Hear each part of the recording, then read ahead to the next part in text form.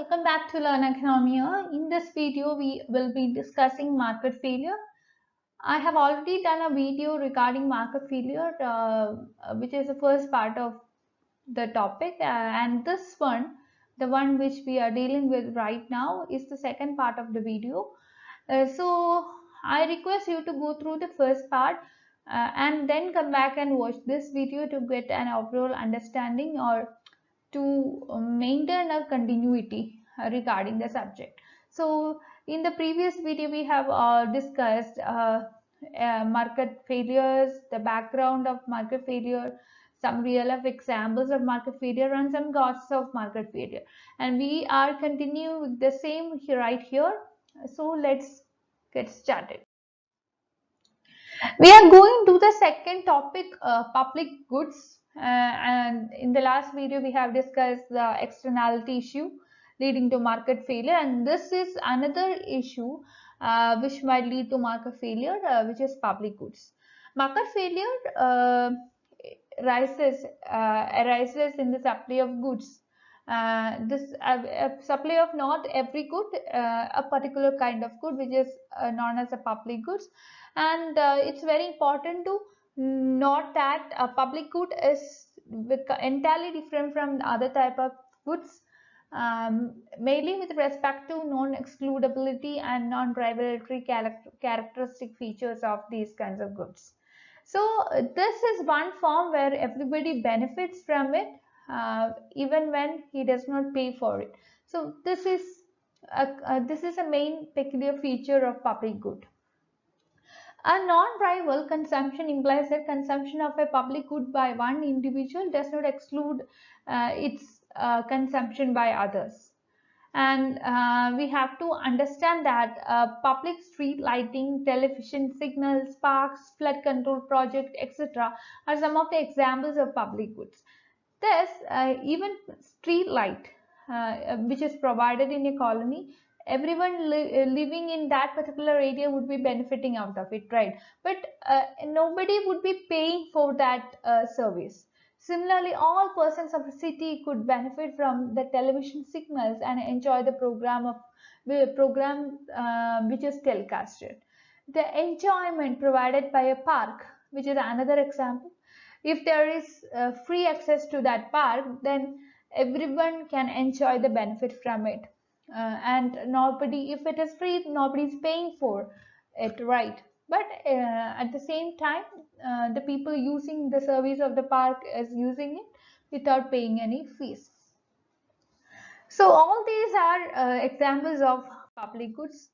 Let's come to the non-excludability characteristics of public good in particular.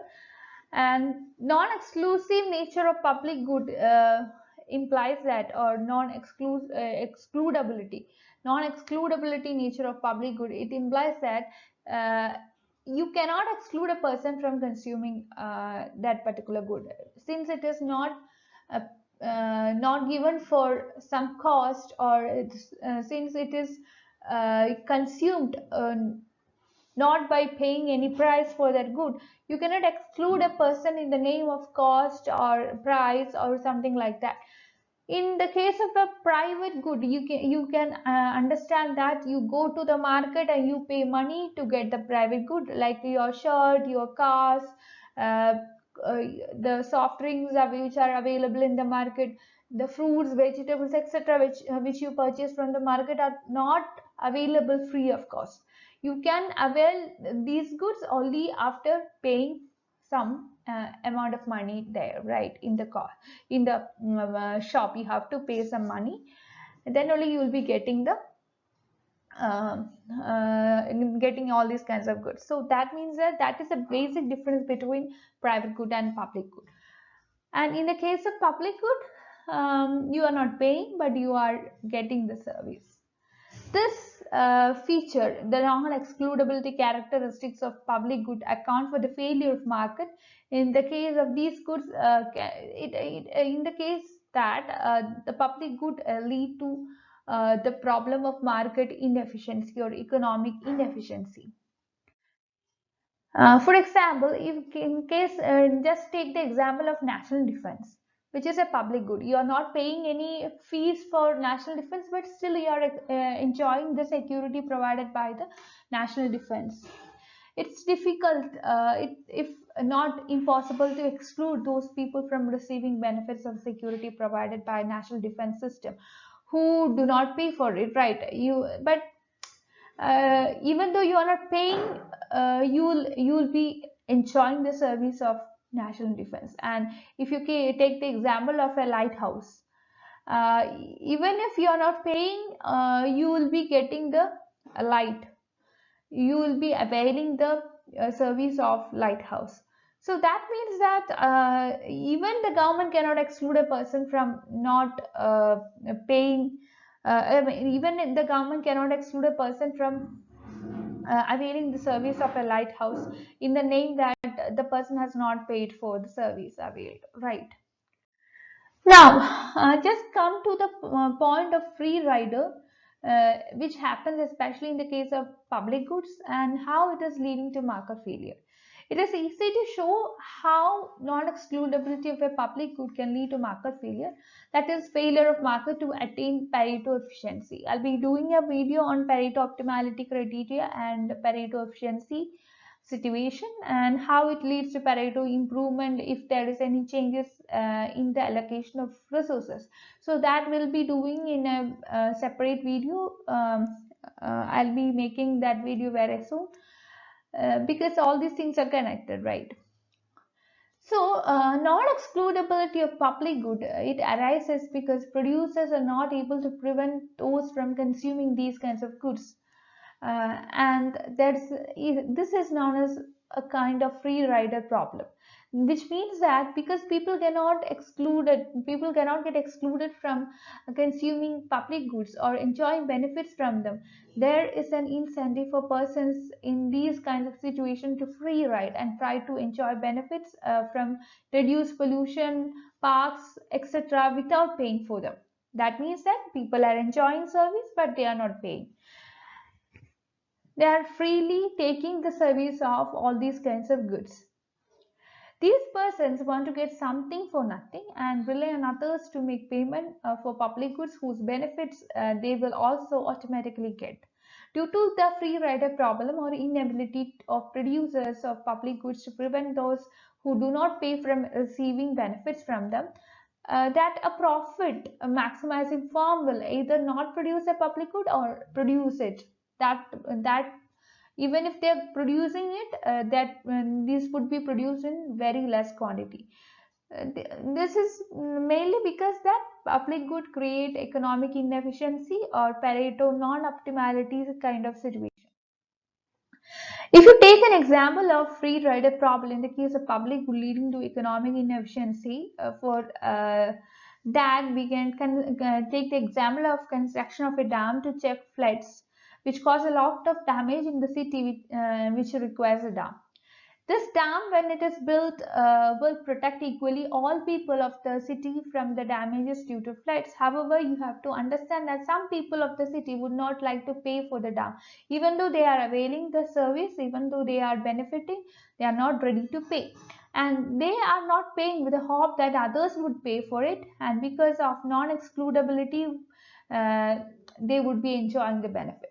But in view of this incentive to free ride, adequate revenue to cover cost of building the dam cannot be provided. As a result, no private entrepreneur will consider it worthwhile to construct the dam to control floods. So what will happen? In this situation, the government may come forward. It is the government who doesn't care for any kind of private motive. The main motive of the government is to promote economic welfare or welfare of the public. As a result, if the private is not coming, the government would come and construct the dam. So as a result, still there is a kind of economic inefficiency and there will be free riders in the economy.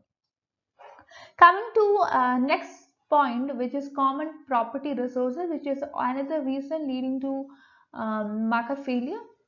We can see that parks, rivers, ocean, fisheries, public roads, etc. These are common examples of common property resources, which are the resources to which everyone has free access. and anyone can use the property without making any payment. However, each person's use of common property reduces its value to others and thus creates some kind of negative externality. Since people do not have to pay for the use of common property resources, they tend to be overused or overexploited. If you take the example of parks with free entry, uh, these parks can become overcrowded, which result in lowering of enjoyment of parks by everyone. Further, the use of rivers by rivers like Ganga, Yamuna, etc. in the India, you can see that since the water is free, people are dumping waste into these rivers and polluting the rivers because nobody is actually controlling this. And why nobody is controlling? Because no single person is owning this resource. There is no property rights in the hands of a single party. Even people in general throw all sorts of waste into these rivers.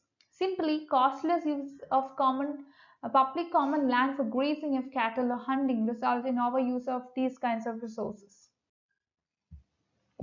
And this overuse further lead to problems or tragedy of commons, which we often tell in the case of economics or environment. And here, if you take the case of fisheries, especially in rivers and all, you are not paying if you catch fish. Each fisherman wants to catch fish before others do the fishing. This is same as in the case of ocean, right? People, they go for fishing, they will catch fish, and you are not paying for anyone. You are just catching fish because it is considered to be a common property reserve. The ocean is considered to be a common property reserve. Anyone can go to the ocean, and anyone can go to the sea and catch fish. And this results in overfishing, which may ultimately lead to the destruction of stock of fish in the fisheries for the use in future years. It is worth noting that lack of property rights over common resources leads to their overuse.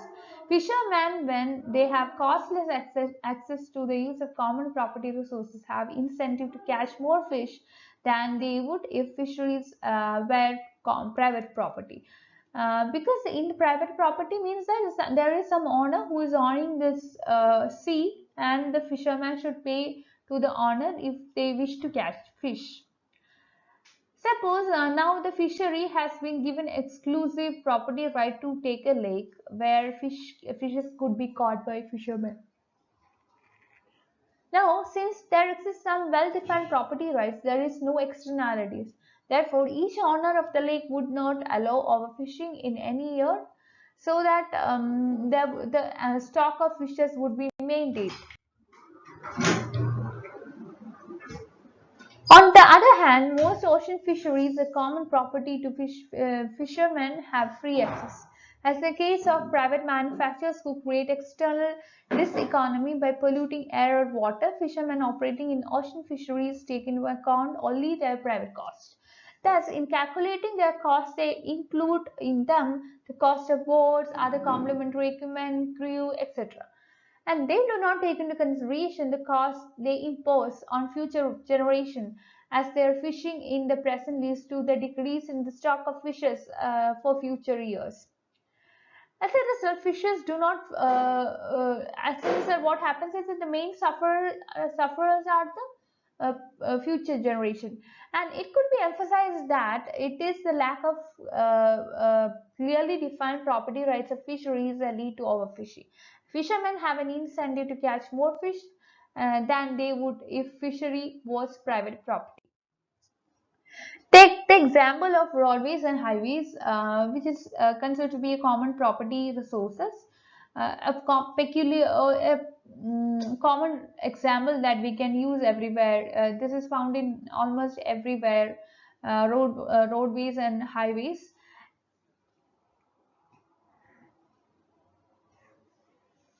Here you could see that everyone can access these highways and main roads and all. And if everyone can use these roadways, owner of a car has no exclusive right to use the highway on which he drives. He cannot exclude others from driving on the same way. Everyone has equal right. That means that nobody can exclude anyone from using the road. This leads to too many drivers using highway for driving their vehicles, which leads to congestion and often traffic jams.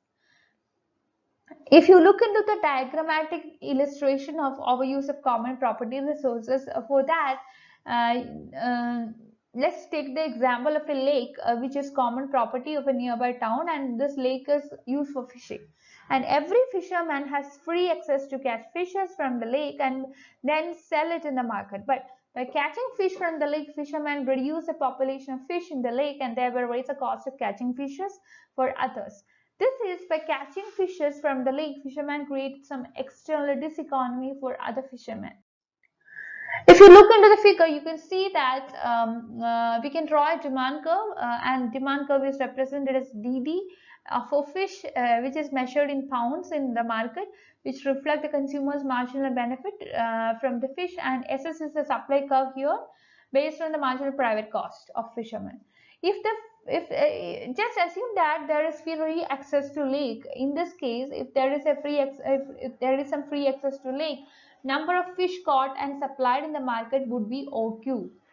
And since fishermen do not take into consideration the negative externality they create, the fishermen's marginal private cost would be less than the marginal social cost. Therefore, the supply curve, which is S dash S dash representing the marginal social cost, intersects the marginal demand curve at point R, and which would determine the quantity of fish caught and sold, which is OL. OL quantity of fish is the socially optimum output, and but the fishermen they do not take into account the external economy, this economy or social marginal cost, and as a result, they would operate on the basis of their marginal private cost. When they operate on the basis of marginal private cost, they catch more fish, which is equal to OQ, which thus leads to overuse of the fishery. This is known as tragedy of commons. So with that, we end right now. Please like, share and subscribe to my channel for more videos, and I welcome you to my Telegram group and Telegram channel to discuss your doubts. The links of the same would be provided in the description box. And thank you for watching. I'll be uploading the next part of the video of the later topic itself, because the topic is a bit lengthy. That's it. I have divided it into different segments. So I'll be providing the video to you very soon. With that we end. Thank you for watching.